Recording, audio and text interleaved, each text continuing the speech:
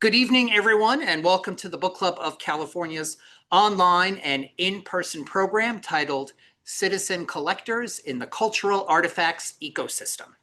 My name is Kevin Kosick, and I'm the Executive Director for the Book Club of California, and it's my pleasure to welcome you and host the program this evening. For those of you that are new to us, the Book Club of California is a nonprofit member and donor-supported organization that is dedicated to preserving and promoting the history of the book and the book arts. Oftentimes, we do that with a focus on the history and the literature of California and the West.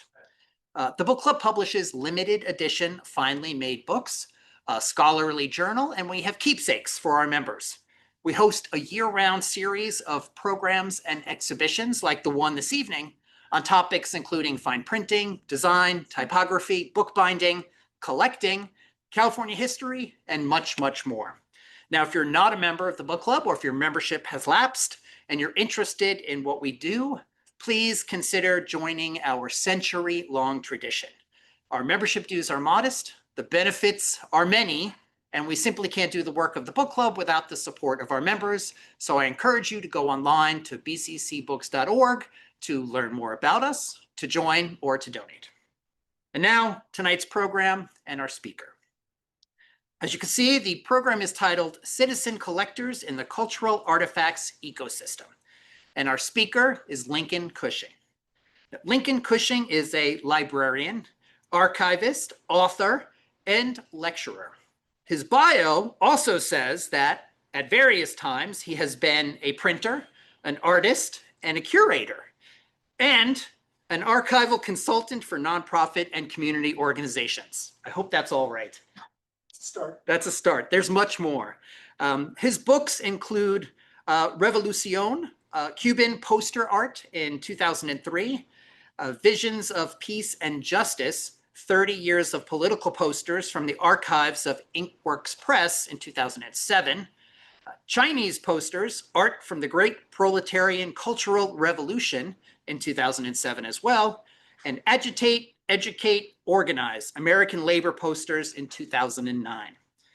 Formerly, he was the cataloging and electronic outreach librarian at UC Berkeley's Bancroft Library, and I think you're currently an instructor. I am. At the University of California, Berkeley.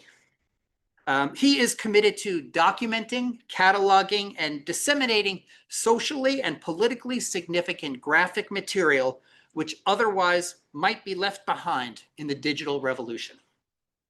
Now, tonight, Lincoln will talk about where significant collections come from, how they grow from small collections into larger ones, and how eventually dealers and institutions get involved.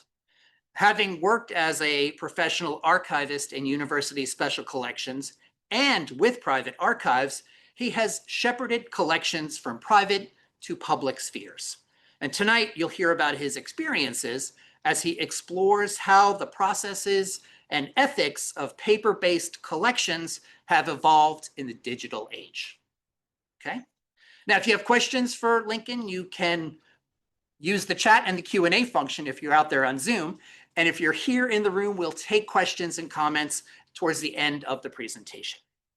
And now it's my great pleasure to stop talking and have Lincoln Cushing join us here at the lectern. It's all yours. Thank you very much.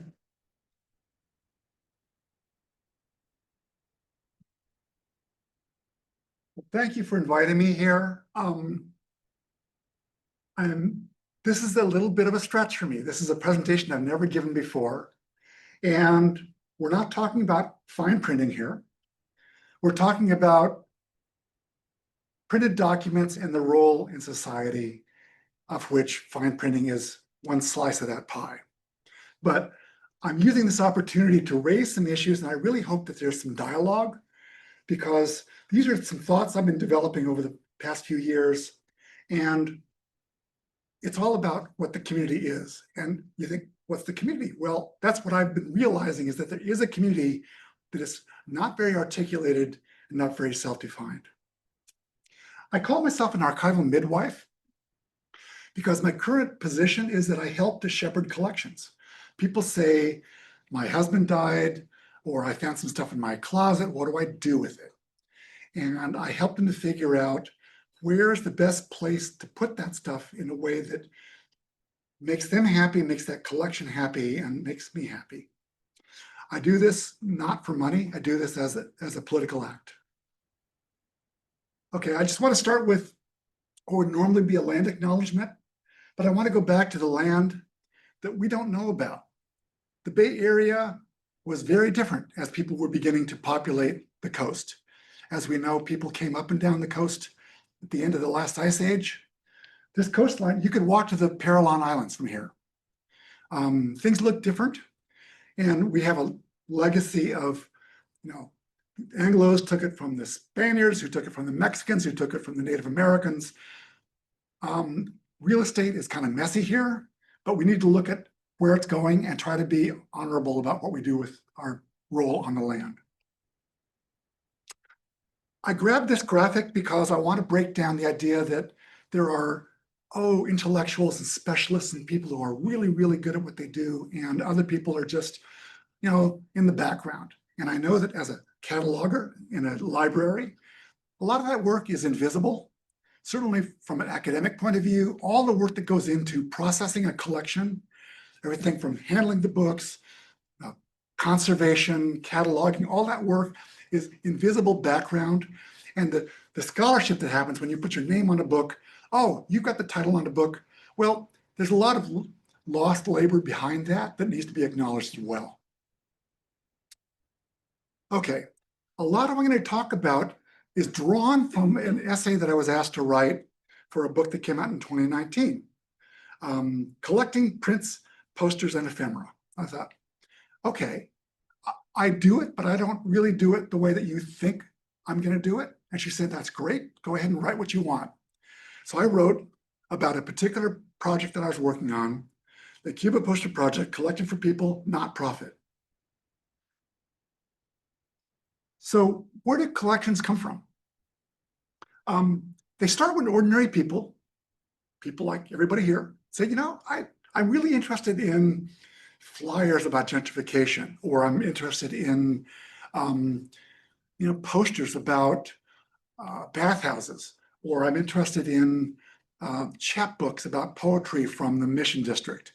There's something that piques your interest, and you become a collector. You can be a small or a big collector. Doesn't necessarily take money, but you start to gather things up. And so you accumulate this stuff as an individual. And you fill in gaps. You go, here's a better copy of this than that. You become, in the process of this, you become a subject matter expert. And I really want to honor that, because people often don't take themselves seriously in that role, but they become a subject matter expert in maybe a narrow field or a larger field. But you get good at this. You get to know this material. And then later on, institutions might get involved.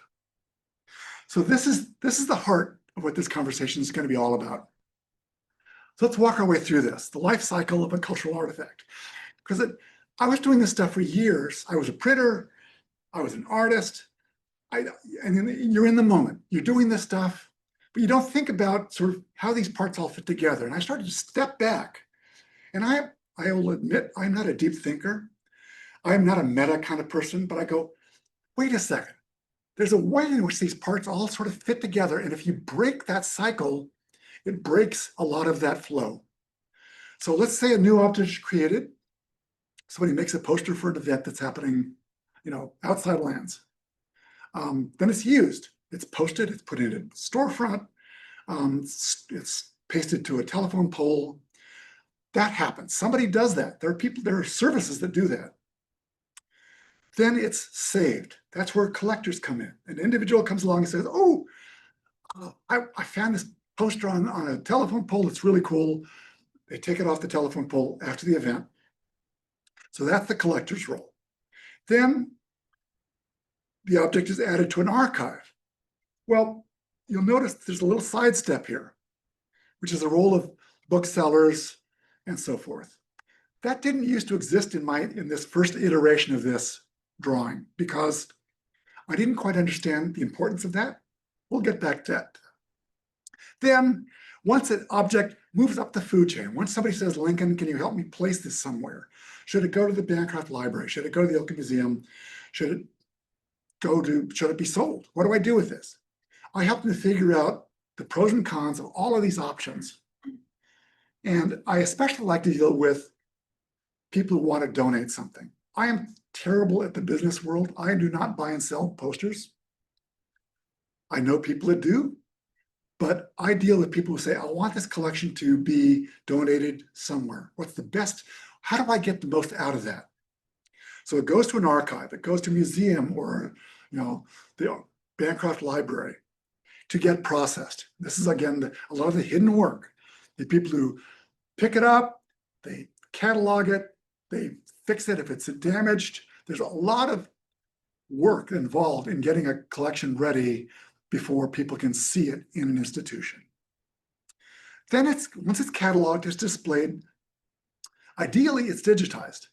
And that's a relatively new thing. It used to be that once it goes into a collection, it goes into a flat file. That's it. You want to see it, you make an appointment. You go to the Bancroft, they'll pull those out for you, you can look at them.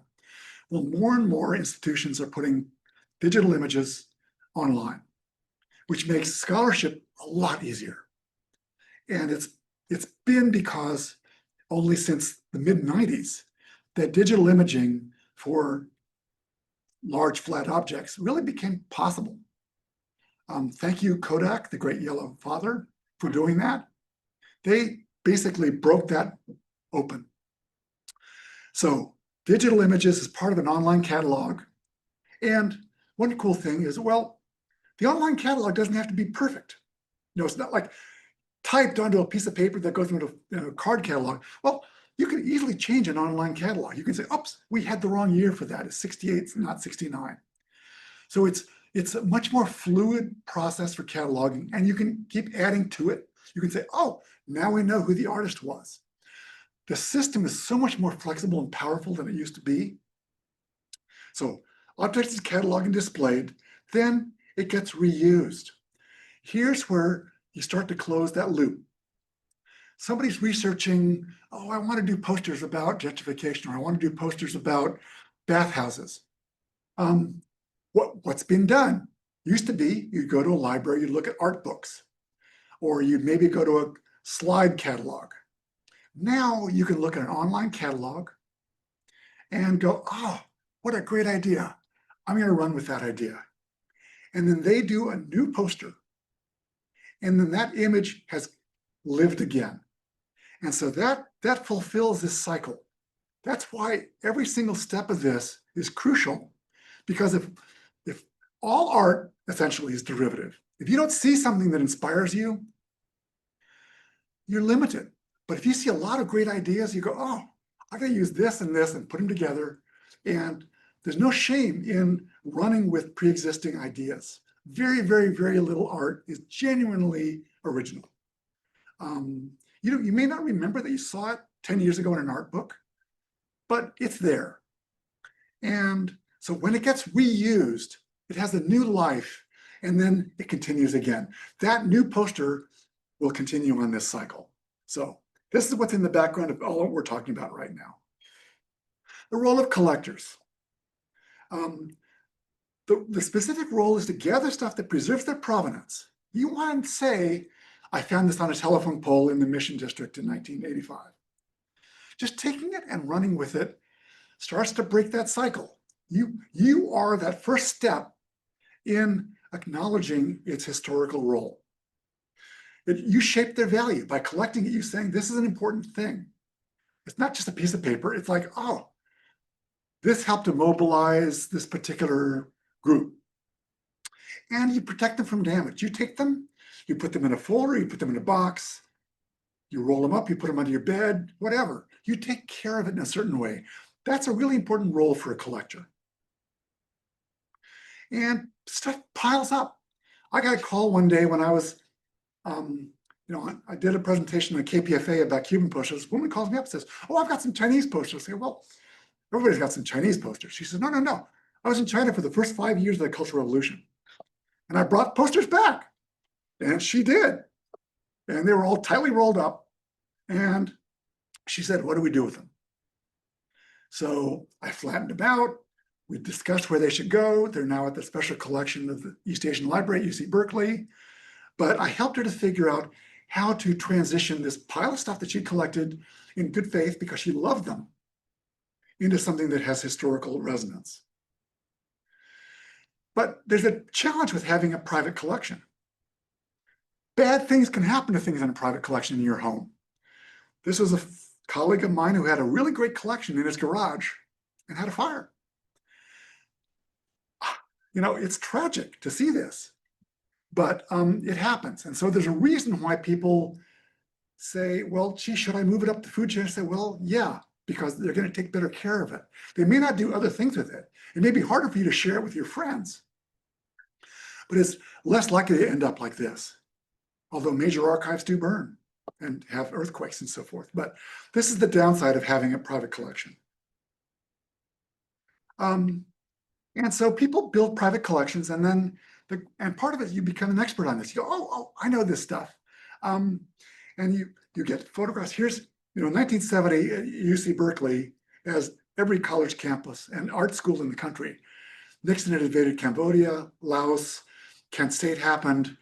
Things were going on. Students said, I want to make a piece of art. They weren't thinking about the long-term status of it. They just wanted to make a statement. And so you have people out on the grass printing these posters. This is the inside of Worcester Hall. They're screen printing away like mad. And so this is the moment that happened in one year in all over the country. Well, that moment goes away. Well, years later, you start to have people come up with, oh, well, I've got a collection of those. I've got some. There's some here, there's some there. This is tractor feed paper that was from the computer labs. And so you see that poster, the photograph on the left with them screen printing this poster. A few years ago, somebody was at my house and said, oh, my dad's got some of those posters. Turns out he moved into a house in Berkeley with some art in the basement. And he said, oh, I'm going to hang on to this stuff. The actual artwork for the poster, which I didn't even know existed. So the point is, history is a moving target. You may be starting to collect something and not realize, well, there's greater depth and breadth to that collection than you ever imagined. But people build up small private collections and then they start to get aggregated. So the role of booksellers and auction houses. I used to have a bad attitude towards booksellers and auction houses. They were sort of bottom feeders. They come along, they grab this stuff, they make money on it. Well, it's not that easy. I get it. It's a business. So the best way to look at the role of these people is in this cycle. They place the items in good hands. They want to make sure that it goes somewhere, ideally, and the market determines that. But if two institutions are bidding on it, well, if somebody really wants it, they'll bid more. So they make a commitment to this. They establish the true market value for this, which is really crucial later down the line when you want to appraise the collection. You can't appraise a collection without knowing what the market value is. It doesn't exist otherwise. So this plays a really important role. And so, but the challenge here is, well, the role of scholars and collectors sort of gets burned in that process. You look at these examples of auction houses and they talk about, oh, here's a poster from the political print shops in Berkeley. And they reference an exhibition that I did at the Berkeley Historical Society. Here's another one, book auctions. They talk about my exhibition at the Oakland Museum of California. So my role as a scholar elevates the value of this stuff. And in some ways it hurts what I do because it means people are less likely to give me something because they say, well, hey, it's worth a bunch of money. So it's an unequal relationship. So the scholarship that's done is not really recognized or compensated by the people who are in the market for this stuff. And so it's irritating, but I think there's some solutions to this. So that's sort of bringing this stuff up.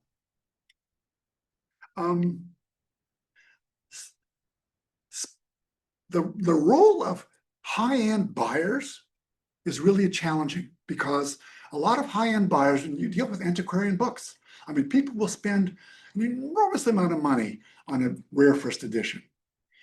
And you start to think, well, is that really the best use of money for a public university, for a special collection? And a lot of this is a sort of self-elevating market. You know, oh, it sold for this much money. Well, it goes for this much more money. It's a whole world of very elevated prices. And so it starts to raise the question of, is this a good use of money? And how do you deal with that? And there's a group called Booklet in New York, in Brooklyn. And what they do is they've short-circuited this process by going directly to artists and doing limited edition folios that they sell directly to special collections. And so instead of an auction, instead of a special collection having to buy it from this place and this place and aggregates them, they could buy a folio of 30 prints by this one artist. The artist gets a direct cut, and the special collection gets a pretty good deal. So there's ways around sort of the high-end antiquarian market. And this fellow, Marshall Weber, has basically challenging and saying, look, a lot of that high-end auction house money should be questioned. Is this really the smart thing to do? Is this the best use of public money? Should the Bancroft money be spending that kind of money on this material? I'm not saying what's right or wrong. I'm saying there's questions about this.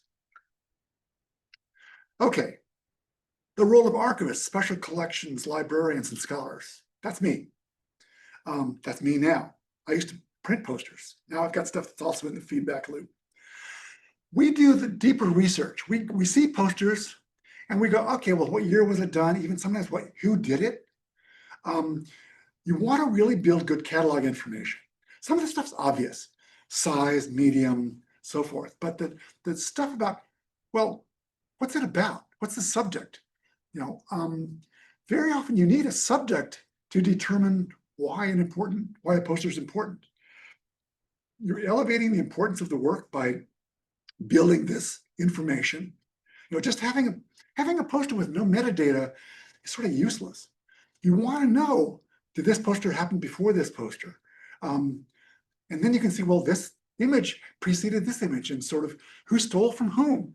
You learn a lot about art history and history by adding the research that goes into the metadata. And you're making that knowledge accessible to the public. That's key. You're not just somebody's private collection. When you go online to a good archive, special collection, you see all this data about, oh, we found out more about this stuff. And so this is where you start to have the intersections between these various groups. This is a project that I did a few years ago where I was writing an essay about this We Can Do It poster, which is called Rosie the Riveter. Well, there was a Rosie the Riveter image that's different. It was a cover of the Saturday Evening Post by Norman Rockwell. We Can Do It was a Westinghouse poster. It was a rare image that never saw the light of day outside of a few Westinghouse plants.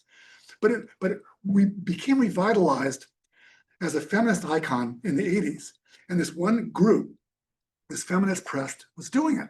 And so Librarian, at the moment, happened to be doing a purchase of this material. And so we collaborated on doing the research to help explain this story about how Rosie the Riveter called poster became a feminist icon. And nobody quite knew why. Well, now we know why. But it was nice to be able to work with somebody who deals with antiquarian books and knows that audience. And we partnered on this. So part of what I'm trying to do is talk about this cycle and try to get people to believe that they all have a role. They play a crucial role. And so I was fortunate to teach a couple of classes at UC Berkeley. I don't have a PhD. I just have a master's in information management. But I was teaching this class to first generation students. I was their first teacher at UC Berkeley. And what I chose to teach was, how can you use these tools of what are archives and how you can archive your own material to become a scholar, whether you continue as a student or not. I mean, you don't have to be a scholar in a university to contribute to your community. Everybody can contribute in their own way. And so I did this course, I did a couple of summers, and it was just fascinating exposing them to what are archives. Yes, you can walk into the Bancroft Library and see stuff. You can walk into the Oakland Museum. You You can walk into all these special collections and see stuff that matters to you. They're not some weird things that you don't know anything about. This is stuff that matters to your community. If you're Latino, if you're a young gay person, you see stuff, you go, wait, I identify with that. And all of a sudden you get excited about collecting. You get excited about scholarship. You get excited about what ink on paper can do for history. I love this, unexpected color combination here of this. This was great. I had students dealing with paper, right? I mean, most young people don't touch paper.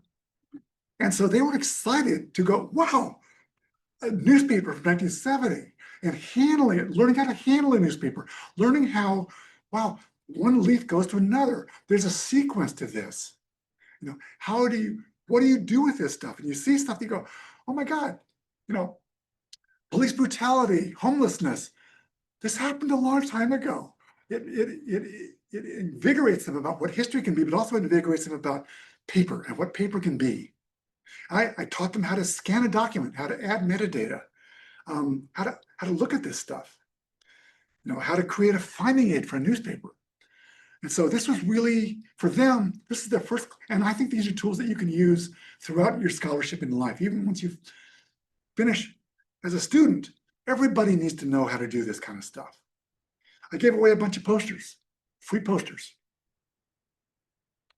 So let's talk about some suggested best practices here, because, and I'm gonna, say some things that may be controversial, but I really want this community, which I've defined, to work better and more smoothly. And some rough edges, like I talked about, feeling a little unhappy with the fact of seeing me used to elevate the value of posters that now make it harder for me to purchase, because I don't buy posters. People give me posters because they know what I'm going to do something with. I've got a collection of almost 5,000 social justice posters. And I probably paid for 100 of them. People give me stuff because they know that I'll take care of it, and I will move it up the food chain to someplace that matters. I'll move it to the Oakland Museum or the Bancroft Library. And so what are the ethics about that? What do you do to make sure that people can work better? And how can scholarship be elevated? Because it's easier to do now, but there's some rocky spots. The first thing is metadata.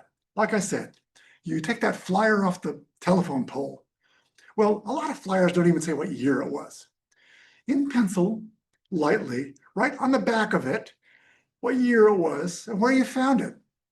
Or if your aunt gave it to you, say gift of Aunt Susie, because you want to know that. That's part of what that object is. It's not just, oh, it's a beautiful piece of paper.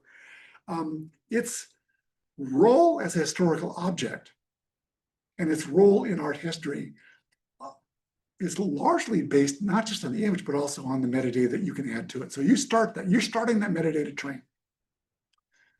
So you can just put it in a pile, but if you go back and go, where did I get that? Was that Aunt Susie or was that Uncle Harry? Right on the back of it. Take that moment.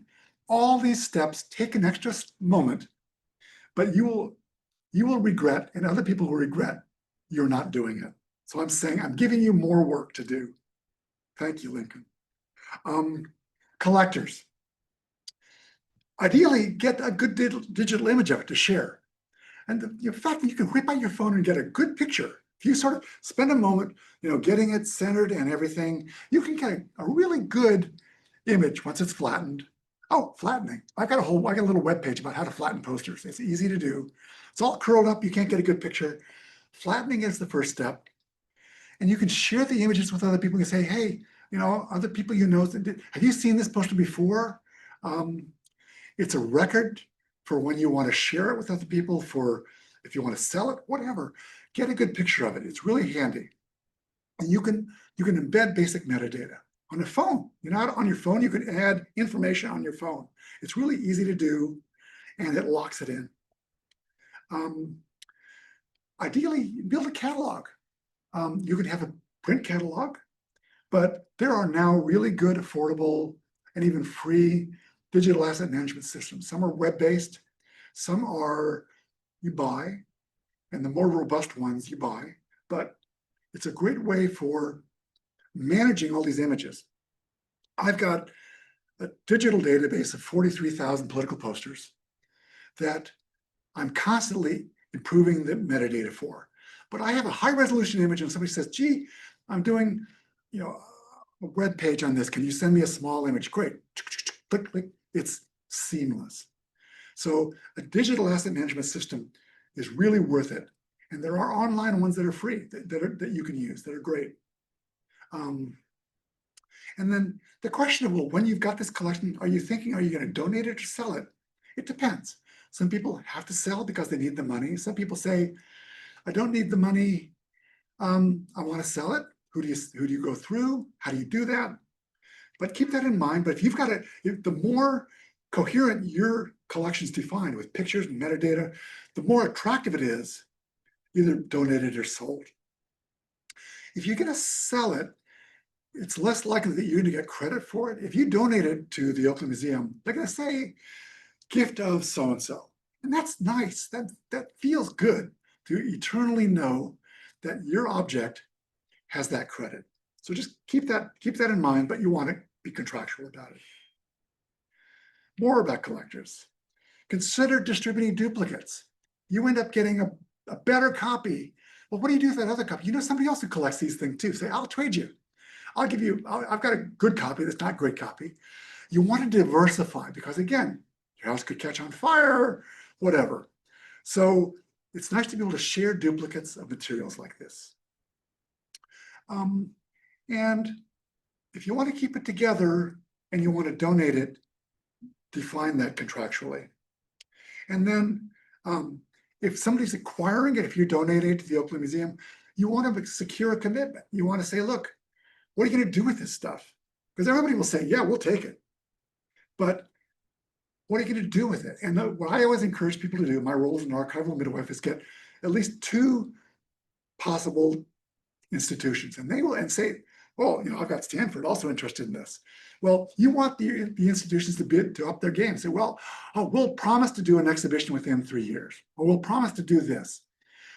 You want them to make a commitment, and every institution will respond to that. Dealers. Are there any dealers here? Allow subject expert scholars to access your inventory. Either physically, you want people to see what you got, because with bookstores, the stuff moves through. It can be there for a week, it can be there for a year, but it's moving through. It's not a library. It's not, it's not an archive. And so, but if you've got a picture of a poster that you're selling, I love to see it because I go, oh, I haven't seen that. And so when they post this stuff online, I go, here's a poster from 1970, and I go, oh, thank you. It's good to know about that. Even just reference pictures. We're not talking stuff that you're going to use to make t-shirts with you. Just something, oh, I want to know that image exists, that poster exists. And it's nice to know where it went. Consider building an inventory that is available beyond the sale of the object. If I want to say, gee, did you have some posters from 1970 in the past 3 years? They can say, yeah, here's the ones we had. It's really helpful to scholarship. And then also encourage sales and donations that benefit the local independent art and archival community. So again, we all have, the people that make the stuff are very often lost in the shuffle. I know a lot of artists in Cuba that are really unhappy when they see their posters that were made for free for the Cuban government sold online for $5,000. It's nice to somehow figure out ways to give back to the communities that produce the art. Yeah. Okay, so I'm just going to end my presentation here with some very geeky details about how you can add metadata. You don't need to have a whole digital asset management system, but the more you add, and what you want to do, if you take a picture, you can add metadata to a PDF if you scanned a book.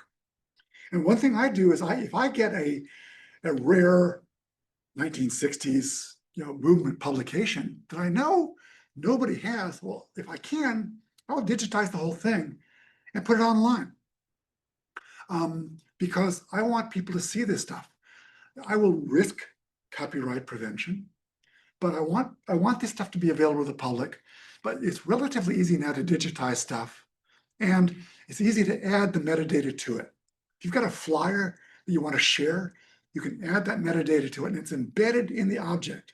If I send that JPEG to somebody, they can go, oh, here it is. They can't pretend that, oh, I don't know what it was. It's like, it's there, dude. So there are ways that you can embed this stuff, both for documents and for images. And it's your responsibility as a collector, as an archivist, as a dealer, to do that. Because if you send out loose images into the world, you're undermining their historical value. And so this is who I am, this is what I do. My goal is to make this stuff as publicly accessible as possible. And like I said, I've really grown fond of people within the book selling world. And I'm really trying to figure out ways to work closely. Librarian Books is a treasure. I mean, they are really, really wonderful at handling a lot of the stuff that is my slice of the pie. You know, movement materials from the long 60s. And this is stuff which it isn't fine printing, but it's really historically important. And very often you'll find that one flyer, that one poster, is the only reference to something that was an important historical moment. Oh, there was a mural that was destroyed in the Fillmore district when they did gentrification in the 70s. Well, there's a flyer for an event about that. And you go, what was this? And then you start to dig into the historical newspapers. You go, oh my God, this is a really important thing. And that you were led to that by seeing a really cool flyer or a poster. So this feedback loop continues to work if we don't break it, and it's stronger if we all play a role in making that better. So that's it. I hope there's some questions and comments. Yeah, I think there will be some. Stay where I am. I'll stay over here. Nobody Stay needs to over see. there. Thank you again for inviting me and letting me run with this, because I've never said this stuff before, but I just think that it's an opportunity to get better on what you guys do, which is you preserve and maintain this incredible library, but you talk about fine printing and how all of that is really important, but then it's a gray area. Well, there's not so fine printing. What does that mean? How do you share that? What do you do with rare objects? Do you share them publicly? What do you do? Well, I think there are also a lot of questions that people are curious about where collections go, right? After you've collected them, how do you get them to wherever they need to go, whether they're sold or to an institution? And I think there were some questions on Zoom and here in the audience. Does anybody have a question here that they want to start with? Michelle. I have two posters that I've lugged around for 40 years, people anywhere from, and they're framed, and one is done by a famous German photo montage, John Hartfield. John Hartfield, oh yeah. But I have no idea if it's a copy, if it's and it's framed. So what do I do if I want to find out how much it's worth or how much they're worth? I've got a big movie poster of the film Conformiste, which I've plugged around for 40 years. So what is my first step? Your first step is to think, do I want to try to sell it or do I want to donate it? If I want to try to sell it, I mean, some of these are worth money. Some of them, I mean, a lot of the stuff that I deal with, more of the political stuff, isn't worth much money, which is nice. It's sort of a vacuum in the market because people don't care about a poster about Occupy, Diablo Canyon. But there's a few niches in that are worth money. But stuff like you're describing, especially if it's an original, these are rare historical prints. And so if you want to explore selling it, you can contact like Librarian Books. It's a political poster. They would say, oh yeah, we know buyers in Germany or there's, they know the market. They sell stuff all over the world. And there are people buy whole collections, people buy individual items. And so they could give you a clue.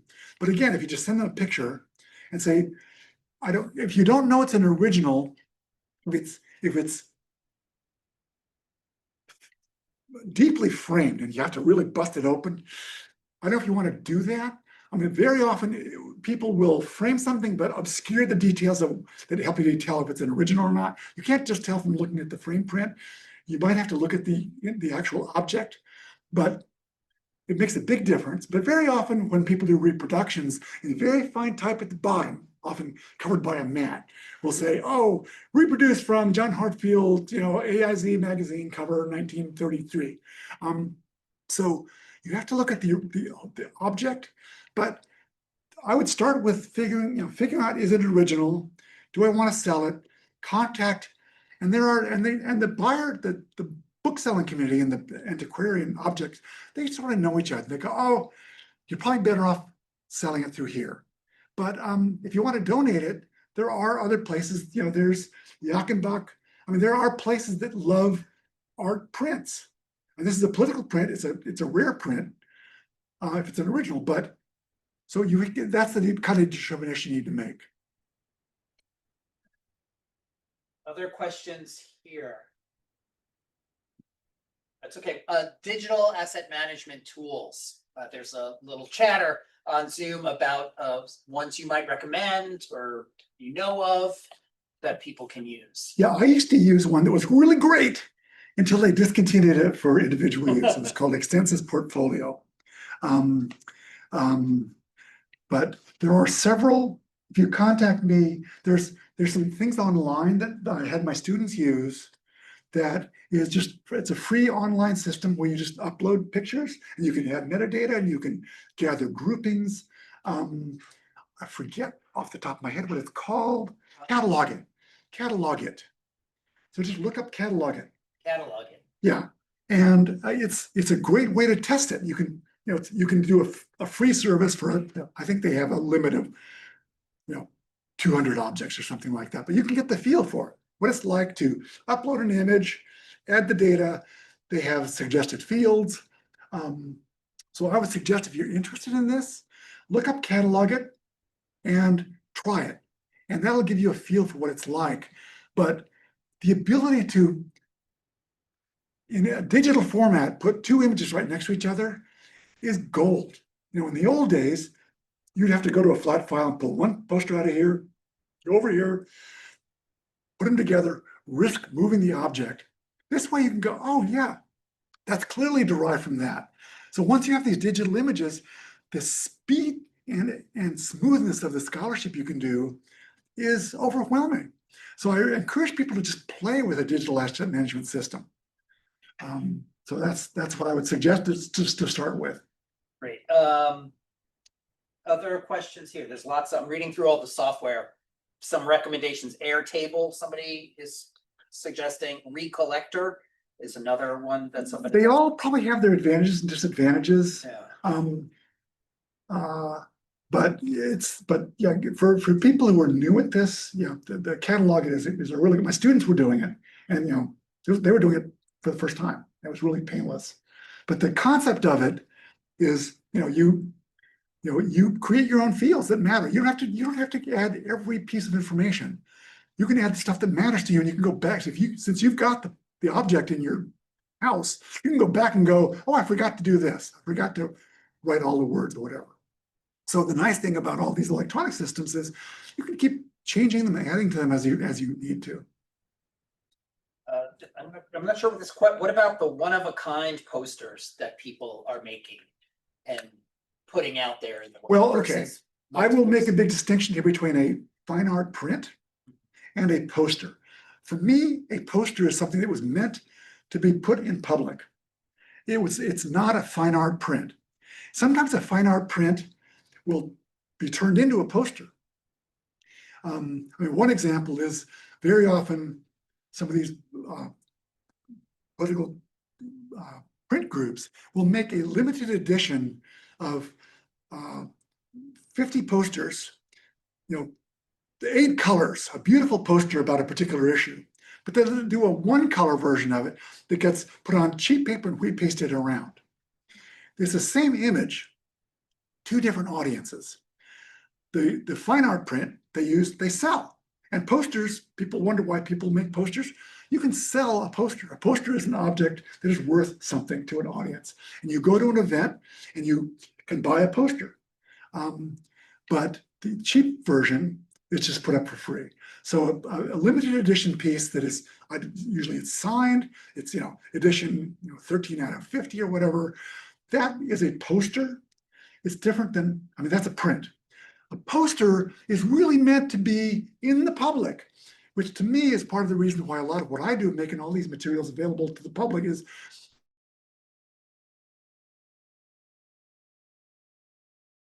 I've done 6 different books. I've done multiple exhibitions.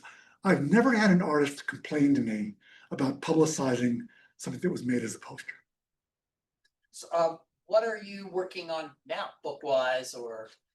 I'm working on a book about posters that were made during the 1970 workshops. I'm creating a catalog raisonné because nobody really knows. There have been 2 books about them, one better than the other, but you can't really do the scholarship until you know the body of work. And so I realized, I've got the largest collection of them in the country, but I don't have all of them. And so every time I hear about somebody having this or that, I will aggregate into a giant digital catalog raisonné. Then I can create a book and do some scholarship about here's really what the range of stuff is. But people often will jump into doing a book and they don't really know what they're talking about. And it's embarrassing. So I like to do some more serious scholarship about it. So I'm doing that. And I'm also helping shepherd collections. I shepherded a collection a few years ago that's at the Oakland Museum now. This woman who was a collector, and Margie Santos, she was, she kind of a lesbian who was active in collecting posters, and then she disappeared. So whatever happened to Margie? She died. She had cancer. Her niece contacted me and said, I've got this pile of stuff in this closet. What do I do? So that collection went to the Oakland Museum. In the interim, I shot 1,000 of them. I have a studio for shooting posters. And so I shot 1,000 of them, and I'm using those for other sorts of scholarship. So in various ways, I'm shepherding collections and working with pre-existing collections, but making more sense of them. I have a question about you were a printer. Yes. Or you did print work. Can you tell us about what you printed? Yeah, I worked at a community print shop it used to be in Oakland, and it was in Berkeley, called Inkworks Press. And it was a worker-owned business, which was a challenge, but it was also wonderful to have a community of people that were all engaged in the act of producing propaganda. We were printing stuff for communities that needed stuff. There's a flyer going out for the mime troupe, or there's a demonstration about this, or there's a Lawyers Guild guide to avoiding getting deported. We were printing for all these organizations that needed printing. So it was a business. We were charging for our printing. We had a sliding scale. And a lot of us were not skilled in the trades. We got into it because we cared about politics, and our way to contribute to politics was producing propaganda. And so a lot of us learned on the fly. A few people went to trade schools, but most of us just learned from each other. And so it was a really wonderful experience. We had good equipment. We had Heidelberg Speedmaster 74. We had, we kept investing in better equipment because old equipment is dangerous and it's not productive. And so we said, look, we want to be the best print shop we can. And so we were a cluster of a handful of shops around the country that were born in the mid-70s that lasted years and years and years. And so it was a wonderful project for me as a printer to come home every day, and like my kids would say, oh, look, we got this election mailer and it's got your union bug on it. So it was a great experience. I did that for 20 years. Yes. Okay. Earlier this year, the Oakland Museum had the Cali exhibition, but Yeah. a lot of posters. That was the collection I brought in. Oh, okay.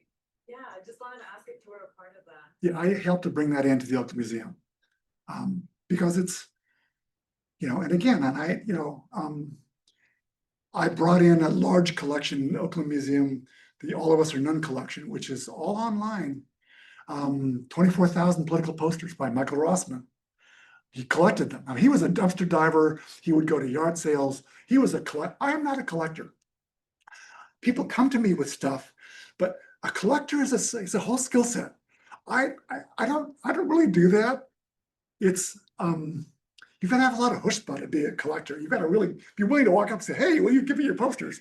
I'm not as good at that, but Michael built up this giant collection through sheer will, and it's still possible to do that. He didn't spend a lot of money on buying stuff, but he got this stuff, and so it went to the Oakland Museum.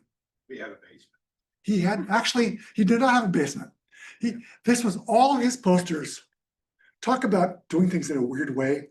His filing system, he didn't like flat files. They take up too much space and they're expensive.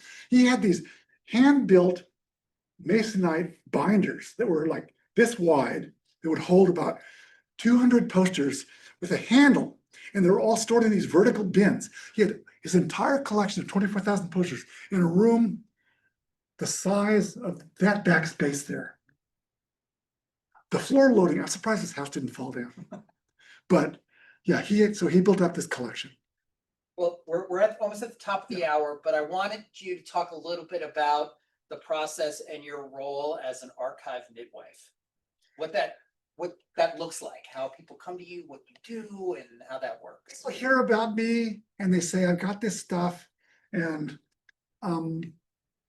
I say, well, the first thing is there something you're interested in selling or donating? And is it something that has some sort of social value or not? If it's just baseball cards or something, that's not what I do. I suggest people that they might want to talk to. But if it's anything political, if there's anything they are considering donating because it's as a body of work, it's meaningful, I say, well, okay, let me look at it.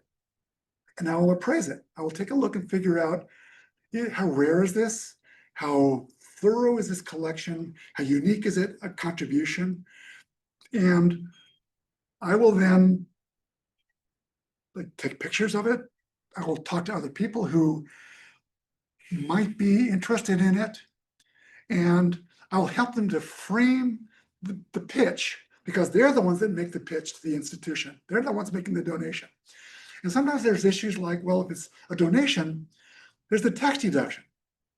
If you're going to donate it, well, unless you're really, really wealthy, a huge tax deduction isn't going to help you.